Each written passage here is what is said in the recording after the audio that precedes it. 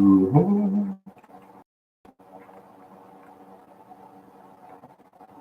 Hello, hello. I'm live now. It took a long time for me to get online for some reason. Just kept buffering.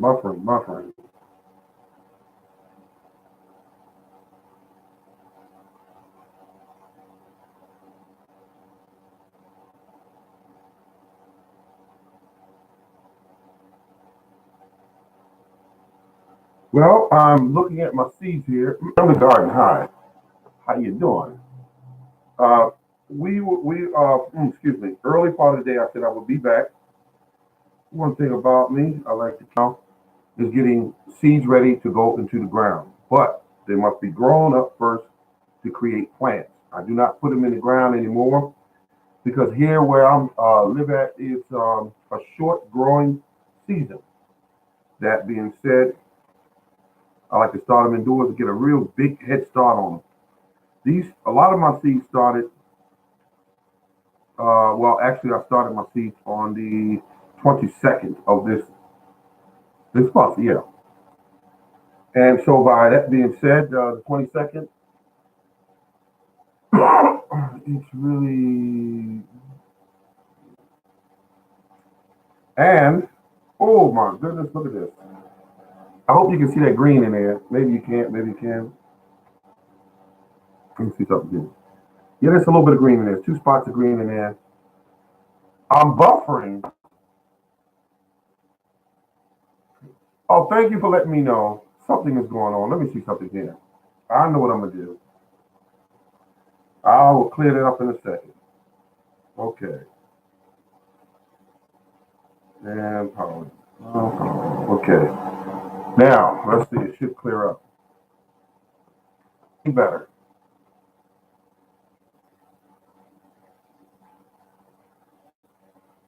Does it look any better?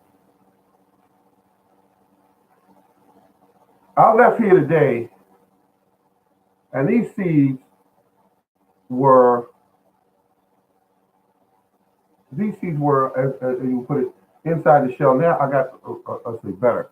Thank you very much. Hello, behind on. Okay, there we go. We roll it, and I like that. He checked on it, or she did, and said better. So that means that it's getting better. It's going to work out, folks. It's going to be okay. It's going to be okay. It's going to be okay. This right here is seeds, and what they're doing is germinating inside plastic. I like doing this better than I used to do, which was put them in a pot. I never knew what was going on. But with this here, I have a total of 10 seeds in here. I can look at these seeds and see which ones have germinated and decide which ones are going to go in the pots to be further grown up to be plants.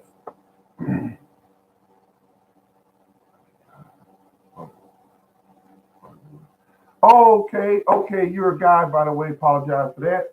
We got that cleared up. Now, this here is cucumbers. Oh, that's beautiful. They've already. I left these up here today, people. I got my little heater down here. It's a little $20 heater,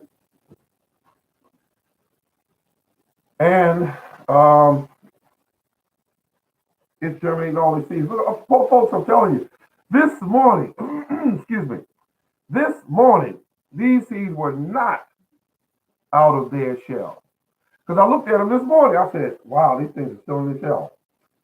And now I'm looking at them. I got three seeds, got roots and everything on them, and they all. I mean, and so those will get planted out into the cups tonight.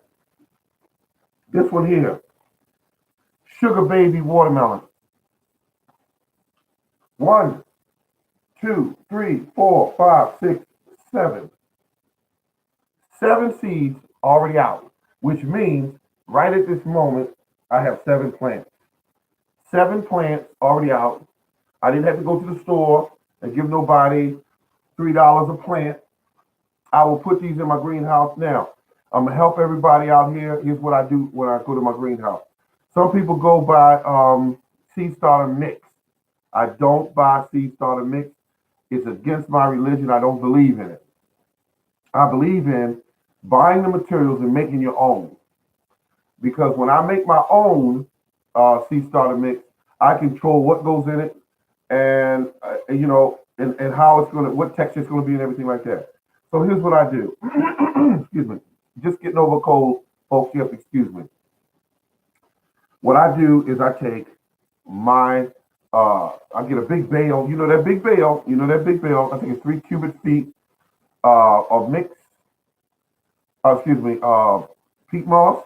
I buy that. Set that to the side. That's $11, and that's gonna last me. Could last me 2 years, 3 years, whatever. Okay.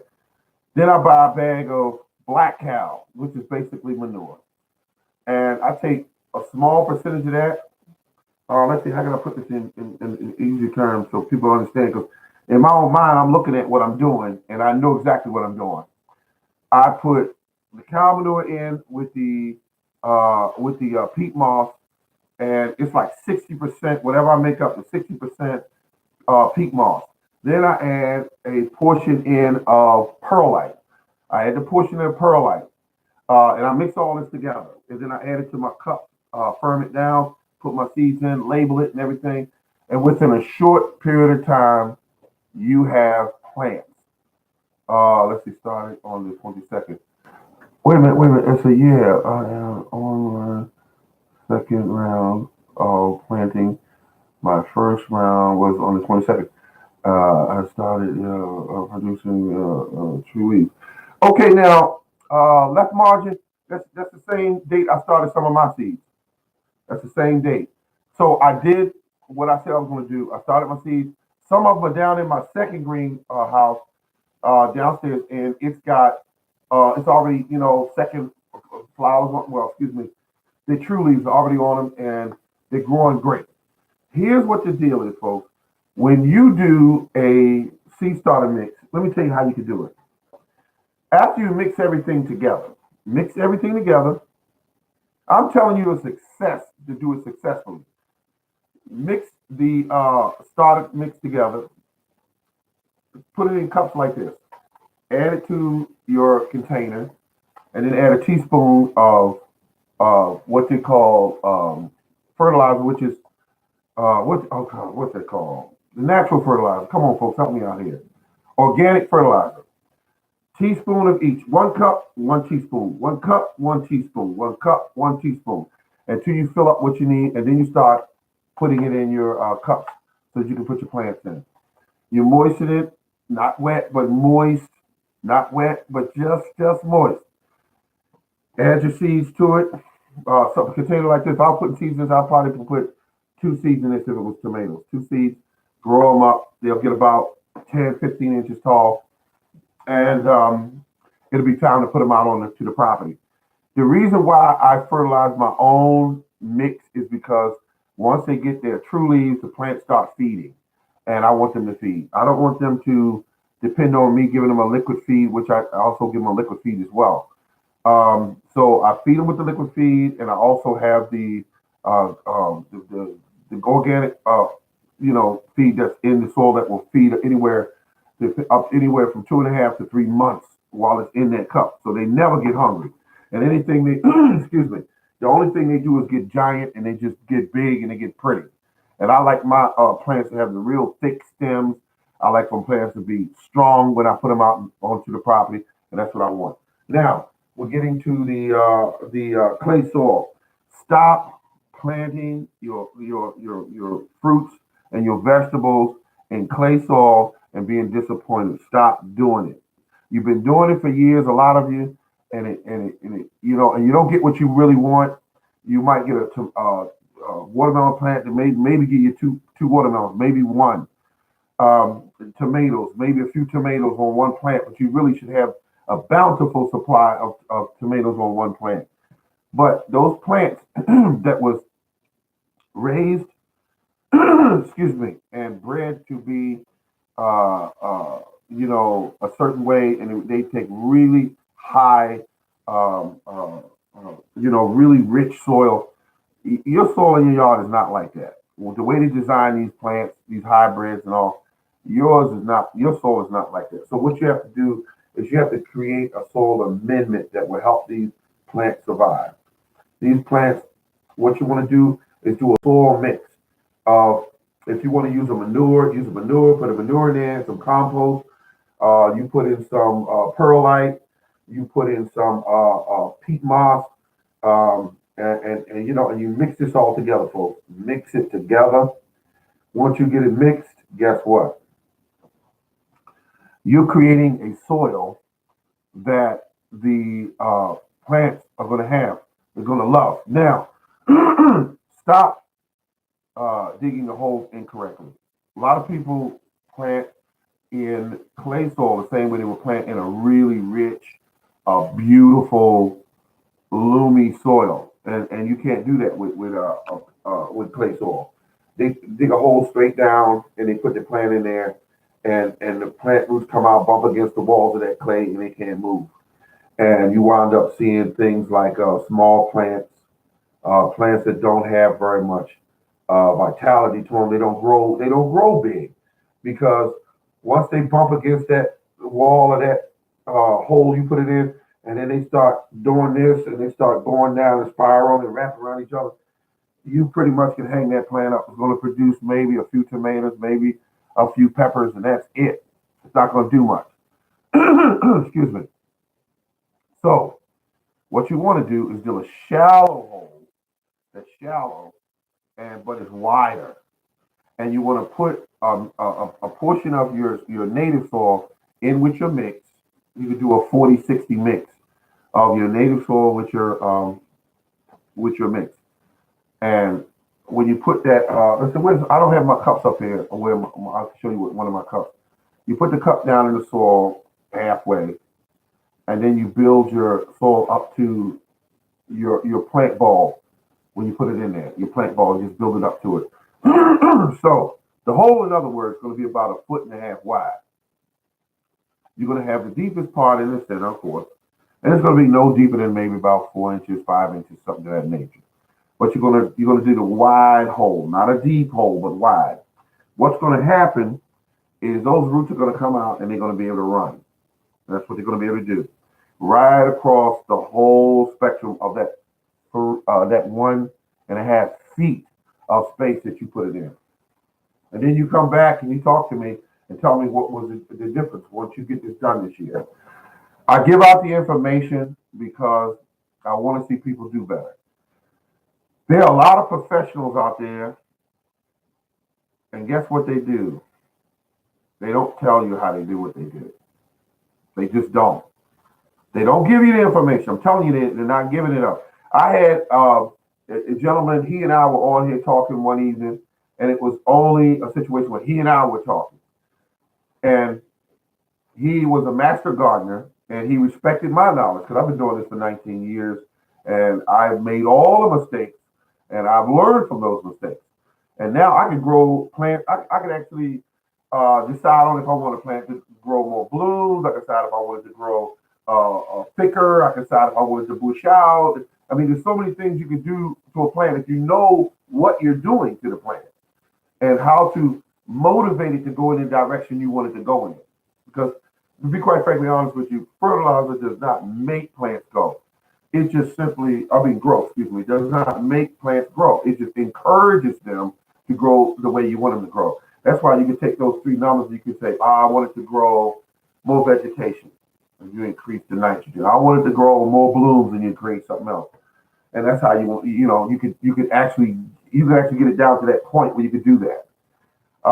You could actually give it certain fertilizer to make a plant really green up real good. And you'll say, wow, that plant's really dark green. How did he do it? A little bit of Epsom salt, or he might use increase the potassium, and really get the plant to green up. So my point being this is that if you have people online that won't share the information, they won't give it to you. You ever go look at some of these videos when you get time and look at these giant vegetables, huge vegetables. There's very little that they'll tell you. There's very little they'll tell you about what they're doing with the soil, how they're watering it, what kind of water they're using, what kind of additives or things that they've learned to put in there and add to it.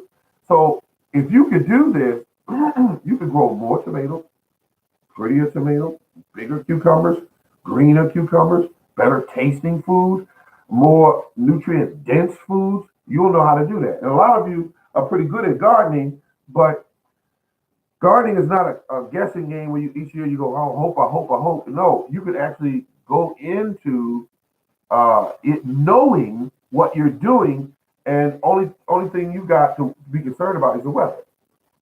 And even when the weather changes certain ways, there's certain things you could do to kind of make for a better outcome. So I'm just saying, people in the desert areas learn how to grow foods that don't require a lot for you to water it all the time because they use certain techniques. People that grow food in colder areas grow food in such a way that they can put it out and get it started early so they can have actually increase their growing season. So, it's all in what you know. It's not no magical thing. And when they put all these ads online about you gotta have this fertilized and you gotta have that fertilized, and you gotta have this magic soil and all that. Come on, come on. We are past that. All of us are past that. We've been doing this for years. A lot of you on here have been doing this for years. And you know what you're doing when you get out there on the ground. And I'm gonna tell you something. The simplest way to grow food is this: dig a hole, put some fish down in it, and cover it up. You won't have to guess about it because it will grow beautifully with that just that combination right there.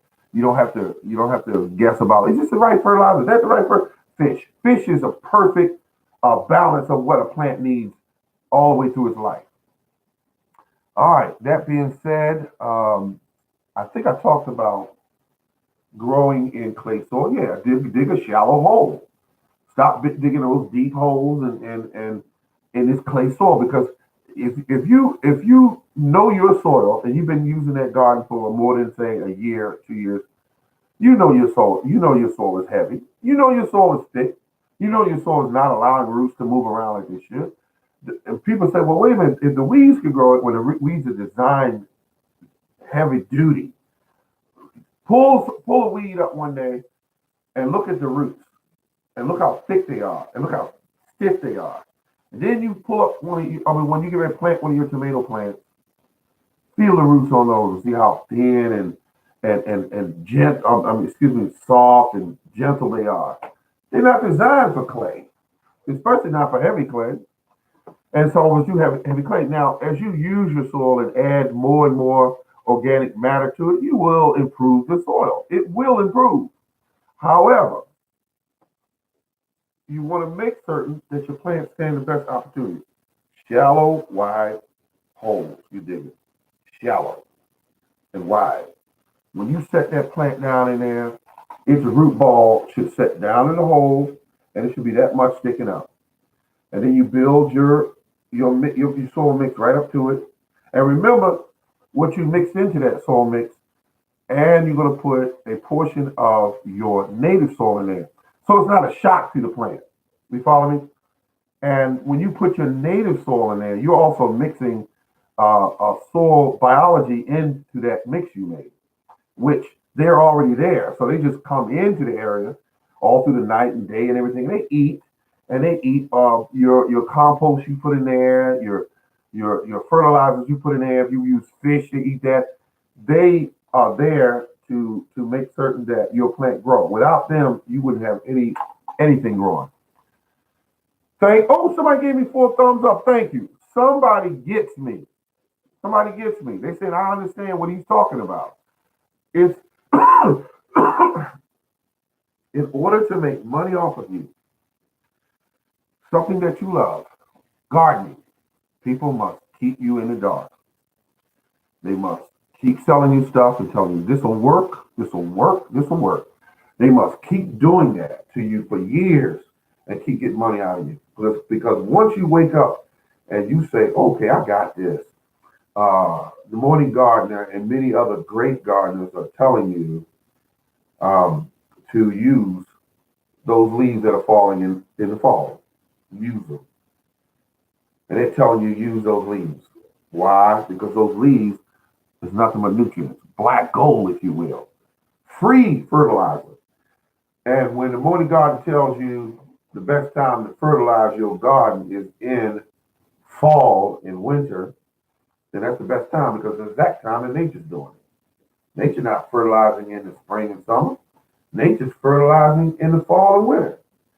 And when you put all those leaves on top of that soil, I used to do about 2.5 feet of just leaves and just let them sit there on the soil all winter long. And what will happen is as they rot down and the biology in the soil starts to eat those leaves, all of this rich brown liquid pours into the ground every time it rains and um, every time it snows and it melts, and all of this rich nutrients goes into the ground. I love what you just said. Thank you very much. I'm telling you the truth. Excuse me. I'm not. I'm not a person that haven't been through this. I used to go out in the stores, and I was that deer in the headlights. There were people telling me stuff. I said, "Listen, my plants won't grow the way I want them to, but I don't understand why they won't. And I've done everything that the books say do, and the books say do, and the books was guiding me in the wrong direction because I was buying gardening books that said till the soil down to 8 inches, till the soil as many times as it takes in order to get the soil loose and and wrong, wrong. I would not put a tiller in my soil a day. If you paid me, I wouldn't do it. I don't do that anymore. I know better. I don't till my soil. You can't get me to put Miracle Grow in my soil. I won't do it. If you say, here's a free container of Miracle Grow, if you would just advertise our product, we will keep you in Miracle Grow for 10 years. I wouldn't do it. I wouldn't do it because I know what it does. You put it in the soil, everything grows real, real, real fast, and the bugs eat it up because the plants are too tender. And then once Miracle Grow finishes salting down your soil, you will have a problem. But thank you very much, Left Margin. Thank you, thank you. You will have a problem with these chemicals you're putting in your soil. You will have problems. We're going to deal with the clay soil because the majority of the gardens in the world, most of your land mass is clay. Look it up. It's clay. So if you're dealing with clay, why not learn to plant in it correctly so that you will have plants? Now, like I said, I put in my soil mix perlite. You can put any small stones in there you want to create air holes so that your plants can get air. You can use any of it there because if you just use straight clay and some cow manure or some kind of manure, when that rain comes and it packs that soil down and your plants can't breathe hardly, they're gonna slow down and grow. Is what they're gonna do. They're gonna be alive, but they're gonna be growing so slow that time the end of the season comes, uh, you're gonna have 2 or 3 tomatoes per plant, and you're gonna be pissed off because you wasted all year planning for a garden, putting your money up, being excited about it, to being disappointed about it, and nobody wants to keep going through that. Um, Today, I saw a grapevine called a Reliance at Lowe's. By the way, I just put a video up. It's me going through the store, looking through the items that they just put up, and I can't believe that there's still people putting items in the stores. But I guess it's still kind of early. I thought everybody put all their stuff up, but no, they're still bringing that stuff in. At Lowe's, they were setting up all the racks. They're gonna put the new plants on. And so I looked at that. I watched them. I started to film them, but I said the guy's gonna think that I'm gonna report him to his boss because he was having a cigarette break or something. So I don't want. I didn't mess with him. But when I was watching him, I said, wait a minute, they just sitting all this stuff up. Hmm. I said, so that means that the nurseries are full of plants that are ready to go into the ground. And they need to get those plants out there. They're gonna mark them up, folks. They're gonna mark them up. They're gonna mark the hell out of them. So you better learn how. If some of you are going to the store buying plants, better learn how to start growing this stuff yourself. Because if you're paying $3 or $3.50 for one plant and all that kind of stuff, it takes the fun out of it. Takes the fun out of it. So what I do now, thank you for the thumbs up. I got 6 thumbs up. Can't believe that. 6 thumbs up. Wow.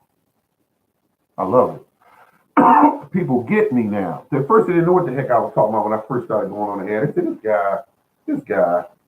But one thing I do is I grow quality. I don't care about how big the stuff grows because all of us excited. Oh, I must grow big tomatoes. Oh, I must have a big tomato. And then grow the tomato and really realize it don't taste like anything when it gets that big. All you need is a decent sized tomato that you have loaded down with nutrients in it, and it's going to be sweet when you eat it. That's what you want. You want a cucumber that's got beautiful color, beautiful taste, um, a, a beautiful aroma to it when you crack into it or you cut it open, and you can smell that beautiful scent from the cucumber. You want to be able to eat it and then get that charge that you get because you're eating the right foods. And um, you want to be able to, if you have fruit trees or fruit bushes, to bite into a blackberry. It's not a little teeny little blackberry, but a big bold blackberry. You pop into your mouth and it's tart yet sweet, and it helps your body build more cells, and you feel great. That's what you want. You want nutrient dense foods that's there. I'm sorry, folks. I get excited about it when I think about it. Thank you for the thumbs up. I just, and it's possible. That's the thing about it. It's possible. You can't keep relying on your soil and saying I have great soil because I have bad soil. I have great soil. Look, all the soil will never meet the specs that these plants. Majority of them have been bred to be in. They've been bred to be in the best soil in the world, and a lot of us don't have that kind of soil. So what you want to do is you make up your soil mix. You add that what you call that those manures. And a lot of people use rabbit manures. I like the rabbit manure.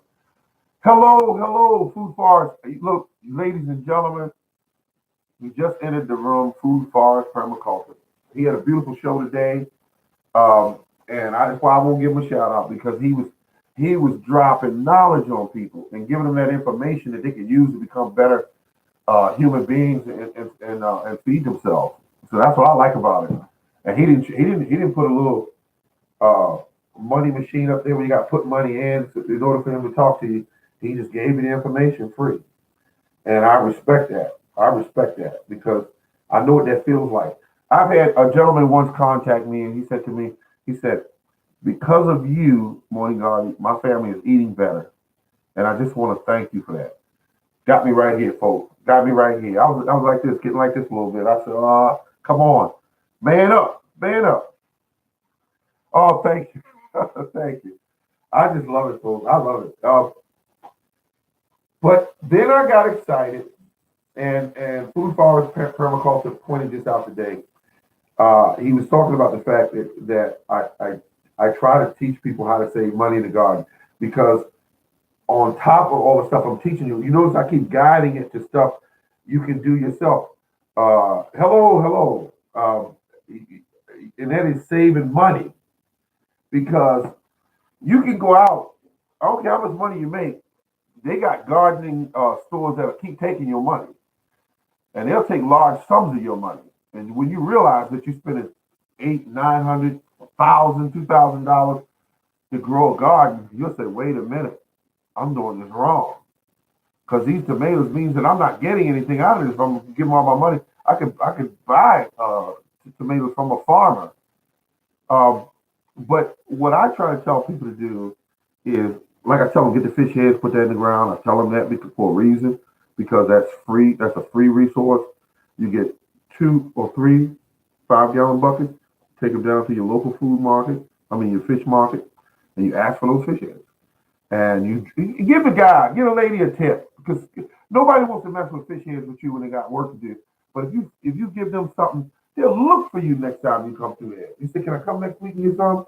And if he tell you, you can come anytime you want to. When he tell you that, don't come every day, but come every other day. Dig your holes, pre-dig your holes, and then come there, bop, bop, bop, bop, bop, put your plants in. You got your fish heads in the hole, put a little line down, and then put some soil over top of that, set the plant right on top of that, cover it up.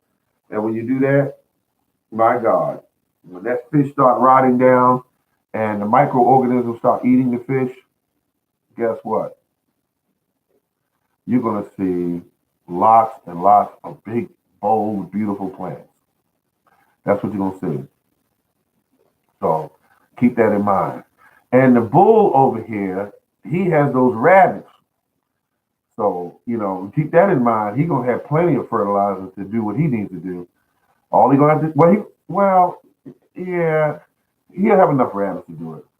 You just got to put a tarp underneath there and catch all that stuff. And once you catch that stuff, um, you will see that it is gold, that stuff. And remember what I told each and every one of you. If you ever go out and you buy rabbits, what you feed that rabbit is what's going to come out. And that means that if you're buying good, high quality, or you're letting that rabbit eat high quality food from your surrounding yard or whatever, and they're eating high quality food, you're going to get high quality feces from that rabbit. But if you feed them from a store, you don't know what's in that feed. So, that being said, keep your eyes on what they eat. And remember, rabbits love a little bit of blackberry plant leaves every once in a while. They just love it. So you're gonna have to grow one of those. And once you buy a blackberry, you just buy one plant because it's gonna grow these big canes, and you're gonna get. I bought one plant, and I got over 40 cuttings from that plant, and I gave some to neighbors and everything. But now I'm building up my stock because when I go in the store to see how big their berries look, and I'm saying I need to build my stock up. But first I was messing around. I had like 3 plants, and I would eat what they produced that year and say, I wish I had more berries. And now I'm saying I'm going to make more berries because I got like 15 plants now, and all of them came from one single plant.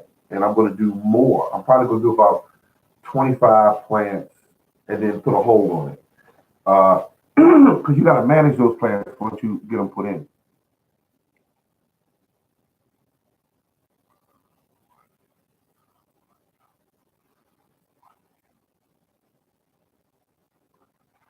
Black cow manure let's just break it down what it is. Nothing but manure with some wood, what they call it, wood shavings in it and things like that. That's all it is. Um, it's just not, I don't know what, it's not nothing fancy in it. The reason why I use cow manure, because cow manure is not hot. And they compost it for you so that you don't run into too many diseases that are in it. And now, what we got here? The bull put up something. What is it? FFP. I don't know what that means. I'm sorry about that. I have no idea what that means. Um, but the thing about it is that we're looking at using a manure. You can use rabbit manure, which is very good, but you got to find God, where can you get it? I'm not gonna say go to Craigslist and look for manures because you can find it there, but you just don't know the people that you run across. Oh, okay. No, now that's a good question. That's a very good question there, because I have contacted the company a number of times, and then I got to speak with a person. He and I, well, in fact, his number. Oh, I got my phone turned off. His number's on my phone. Black Cow representative number is on my phone. So, what I tell people is that anytime I need information, because I told him I do these videos, so I'm gonna need information from you, Tommy. So don't, because I'll do my research and make certain that I'm not buying something that's gonna hurt my family. Um, but he told me that they were dairy cows, and I asked him were there any hormones being used or anything like that. He said that he would get with the management and tell me what's going on, but obviously he hasn't gotten in touch with me back. But last time we talked, I think it was about a month and a half ago, something like that. Because I was buying cow manure in the dead of winter when the bags were frozen. I was buying them. I was saying hello, food for something. Oh, okay, okay. Thank you. I didn't know what that was. The bull. I have people sending me on Facebook. They go, what SMH, something like that. And I asked the gentleman, I said, what is it? He said, shaking my head. And I said, you know, okay, because I didn't know what that meant. I didn't know what it meant. Oh my God, we did it. Look what we did here, folks. Look what we did here. There's 10 people in the room, and there's 10 thumbs up. Oh my goodness. I think people are getting me. Thank you. Thank you. You're getting me. You said this man's obsessed with this gardening thing. Might as well get this information from him. Oh, hello. How you doing? Mr. Scott. Yes, yes. And I didn't think anyone would be in this room today, but I told you earlier that I was going to come back. I had to keep my word because I had some things to do. I had a furnace to work on, and I had some stuff to do around the house, and so I got back to you because you got to look. The condition that our country's in right now, it's just, you know what I mean. It's just a lot of craziness everywhere. You got to have something that's normalized right now, and that's one thing you can control is keeping your word. I mean, you can control that, you know, and do what you can online. Don't let me be the only one out here shedding this knowledge to help other people out. You get out here too and help these people, help your fellow man and woman out here to grow. Because I'm telling you, it's getting down to the wire. We need to feed ourselves. We need to get high quality food so our children and ourselves are living better. A high quality food means that when you control what you eat, or the majority of what you eat. Oh my goodness. You know how much power that is? You know how much power that is? That you can go and teach other people to do it. And that you could help your children grow taller, stronger because of what you're doing today. Being online and learning about how to plant foods in the correct manner and get the food to grow. Oh my goodness. The old lady that lives next door, the elderly woman that doesn't eat very well, you could take her some tomatoes, you could take her some squash, you could take her some corn. That's what I'm talking about. And people will do better. And it fosters a feeling of neighborhood, again, like we once had, that we don't have anymore.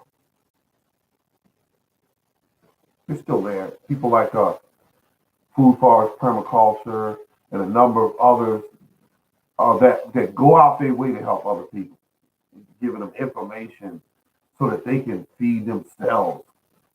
And I'm online every day reading and watching videos and when I get to the professionals, and they won't tell you what they're doing. You got people with giant pieces of corn. They crack it down the middle, and you see all this yellow, pretty corn. And then he takes a sample of the corn. He looks through it and say, "This sugar rating is at. Your bricks are at 18. These are off the chart and all that." But he's not telling you how he's doing it. You know that's not right. He's not telling you how he's doing it.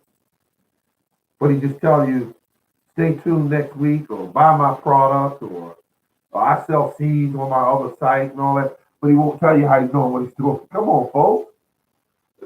I would not go to those sites if they're going to do that. If they're not going to share that information with me, I'm not going to keep going to your site. If you're not helping the community out to do better, I'm not going to keep putting money in your pocket by going to your site and you're not helping no one else out. You just say, "Hello, we got another video up. Come see us again. Remember to subscribe."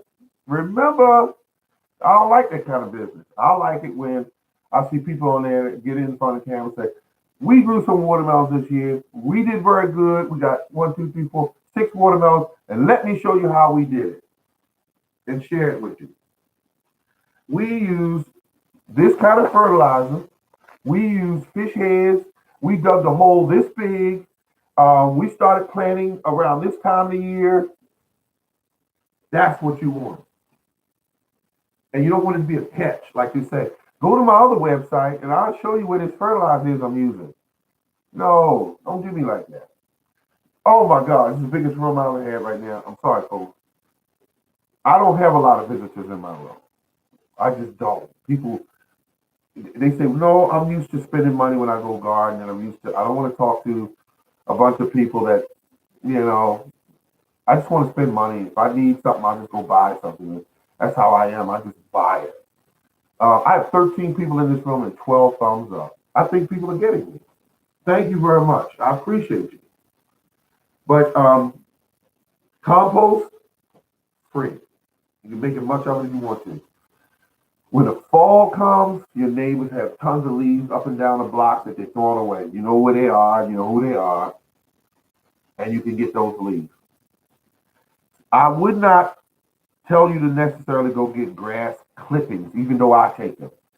But I take them from neighbors who do not use chemicals, and I'm very clear about that because I know the neighbors. I'm not putting your grass clippings in my garden and you're using all kind of weed killers in it. I will not do that because you'll mess my garden up. And then you got to be careful about getting manures because some manures contain weed killers. And so what that means is that you will put that manure in your garden and then it will kill off your vegetables. And you wonder why they're growing and they look disease-like because of the manure. So the manure that I get from Black Cow that I use, and I'm not telling you got to go get it. I'm not doing that. But I'm saying I've had no issues from it. I've been using it for years. And I do have the time frame, and I've had conversations with one of the representatives from the company, and we've had some good conversations. And I asked them straight up, man. I said, look, I like your product. I said, but you do know that everything that I find out about this product is going to go online. I'm going to put it online. And those videos are going to run 365 days a week, 7 days a week, whatever. And they're going to tell a story about your product. I had a store, and I'm going to tell the story real quick. I had a store that sold me bad trees. They kept selling me bad trees and kept selling me bad trees. And I was just getting into gardening. I was all excited and everything. I want to build me an orchard. I said, I want to build an orchard. And I kept buying all these trees. And all the trees would come, and some would be dead, and some would be alive. And so I kept buying the trees. And my old lady said to me, she said, stop. She said, listen to me, stop. Do you know of another store you can get these trees from? I said, yeah, there's another store. It's called, what's the name of the store called? Stock Brothers.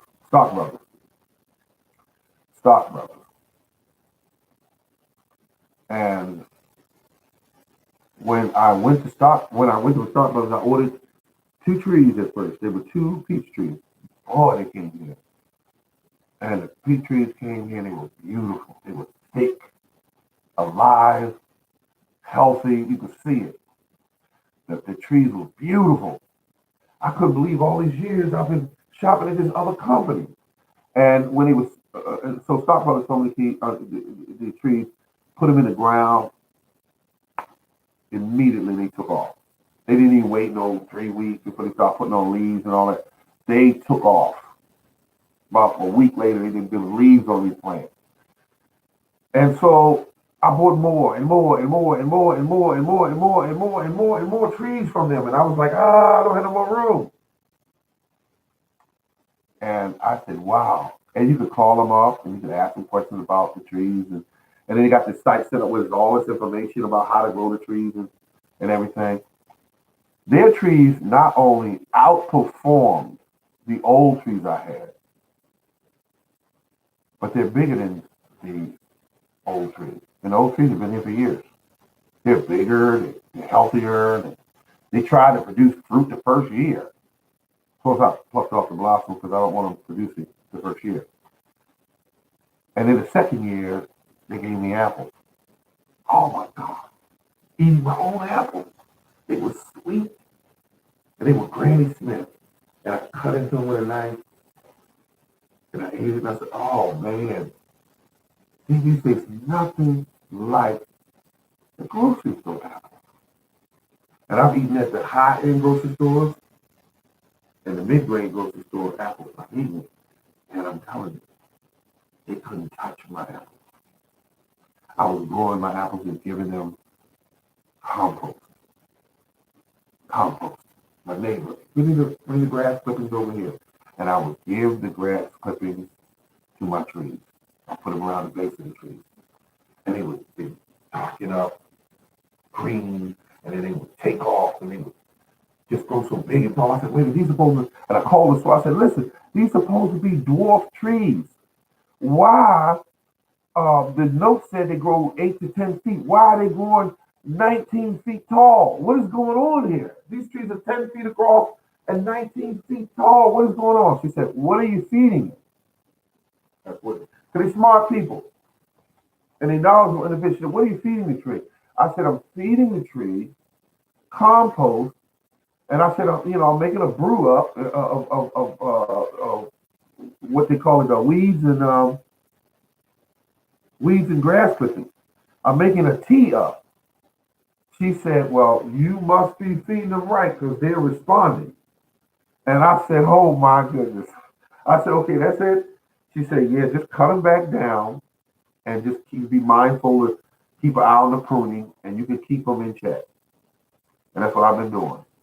So all my trees are about 6.5, 7 feet tall. And I keep them there. Now another one that is still on the tall side, I left it that way, is my pear tree. She's still 10 feet tall. But I can easily go out there and cut that off. But I said, no, I don't feel like cutting it right now. I love my tree. But I will not let it get so tall that I can't reach fruit. That's where I draw the line at. On that note, folks, I know I've talked you guys ears off, and and you haven't had an opportunity to say anything because I've been just going on and on. But I love this thing I do. But all my plants and trees and everything are healthy. Um, a lot of my trees are getting old enough now to produce. My apple trees today, every day I try to go out and look at my garden. Every day I try to go out and look at my garden. Not say that I do, but every day I try to go out and look at my garden because when you are serious and you're into it and you go out there every day and you look at this garden, you know what's going on with it. You know when trees don't look right. You know when you need to do some pruning. You know when you need to feed these trees. You can tell because I'll give you a good example. People get confused about the smallest things. They say, when do I start fertilizing my fruit trees? I said, when the winter starts ending, and you start seeing them trying to bud out, you give them a hand. You give them something to eat. And then when they start blossoming, then you give them another hand because they're trying to produce fruit. And then when the fruit come on, and then when the fruit is trying to size up, you give them a hand. That's how you do it. Excuse me. Pruning also allows you to control not only the size of the tree and improve the tree's health, and also to keep in check how much fruit you're actually growing. Because if you leave an apple tree to its own, its own way it likes to grow, it will produce you a whole bunch of little teeny apples, and that's what it'll do. But if you remove certain apples, I can't get into it because it's kind of hard to explain, but if you take some of the fruit off, you'll grow larger, more quality size fruit. And that is hopefully what you want to get on your apple tree or your peach tree or your whatever tree, whether it be a plum tree or whatever. You want to make certain of that you produce it. Now, I want to show you something because Food Forward Permaculture mentioned in his show today the fact that I do cuttings. And I thought I would show you some of my cuttings because what's happening is I'm saving money using cuttings. I'm not going to keep buying plants. Hold on for a second. I'll show you what I got, and it cost me $0.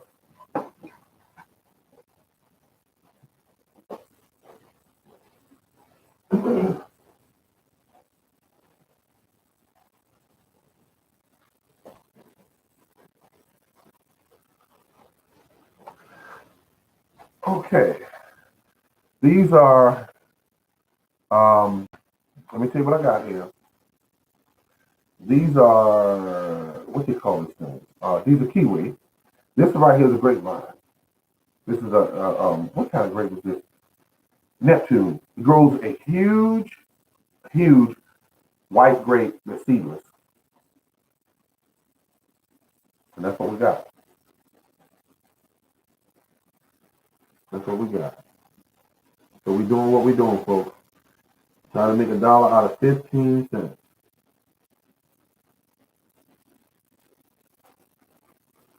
And that's how that works.